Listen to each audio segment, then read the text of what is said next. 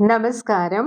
Learn Malayalam with love എന്ന മലയാളം ക്ലാസ്സിലേക്ക് 10ാം ക്ലാസ്സിലെ എല്ലാ പ്രിയപ്പെട്ട കുട്ടികളെയും സ്നേഹത്തോടെ സ്വാഗതം ചെയ്യുന്നു.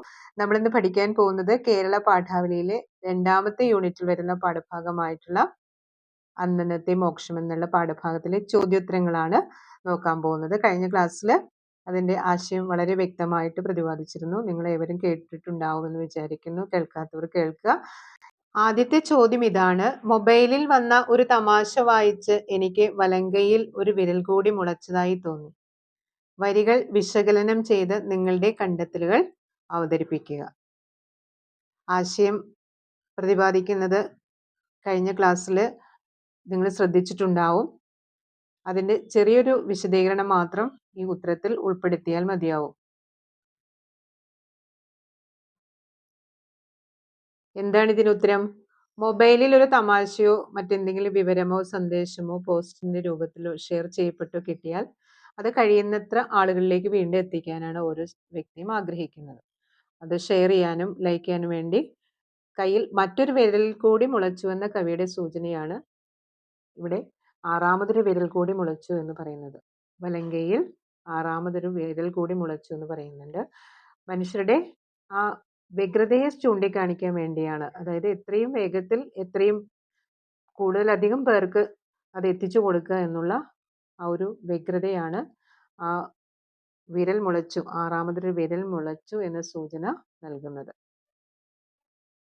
അടുത്ത ചോദ്യം എന്താണ്? ഒരു തമാശ കൊണ്ട് 150 പേരെ ഊട്ടിയാൽ പിന്നെ നിങ്ങൾ നിങ്ങളല്ല, 150 വായനക്കാരുടെ കർത്താവാണ്, 150 സിനിമകളിലെ ഹാസ്യതാരമാണ്, 150 ലോകങ്ങളുടെ ഉടമയാണ്. ഈ കാവ്യഭാഗം പങ്കുവയ്ക്കുന്ന അനുഭവ ലോകത്തിന്റെ സവിശേഷതകൾ ചർച്ച ചെയ്യുക. ഇതാണ് അടുത്ത ചോദ്യം. നവമാധ്യമങ്ങൾ മനുഷ്യ സമൂഹത്തെ എത്രമാത്രം ആഴത്തിൽ സ്വാധീനിച്ചിരിക്കുന്നുവെന്ന് വ്യക്തമാക്കുന്ന വരികളാണ് ഇവിടെ തന്നിരിക്കുന്നത്. ഒരാൾക്ക് മൊബൈൽ ഫോൺ വഴി പകർന്നു കിട്ടുന്ന വിവരം, അത് തമാശയായാലും ഗൗരവമുള്ളതായാലും അത് സാഹിത്യ സൃഷ്ടിയായാലും മറ്റെന്ത് തന്നെയായാലും അത് കഴിയുന്നിടത്തോളം മറ്റുള്ളവരിലേക്ക് എത്തിച്ചു കൊടുക്കുക എന്നുള്ളതാണ് നവ സമൂഹ മാധ്യമങ്ങൾ ഉപയോഗിക്കുന്നവരുടെ പൊതുവായ പ്രവണത. അത് ആശയം പകർന്നു കിട്ടിയതാണെങ്കിലും അത് മറ്റുള്ളവർക്ക് ഷെയർ ചെയ്ത് കൊടുക്കപ്പെടുന്നതിലൂടെ അവർ എത്ര പേർ കണ്ടു, എത്ര പേർ അത് ലൈക്ക് ചെയ്തു എന്നതിലാണ് അത് അയക്കുന്ന ആളുടെ അറിയാനുള്ള തിടുക്കം. അത് എന്നെ തിട്ടപ്പെടുത്തുകയാണ് അത് അയച്ച ആൾ, ആ കർത്തൃ സ്ഥാനത്ത് നിൽക്കുന്ന ആളുടെ എന്താണ് വിഷയമായിട്ടുള്ളത്. സ്വയം ആനന്ദം കൊള്ളുകയാണ്.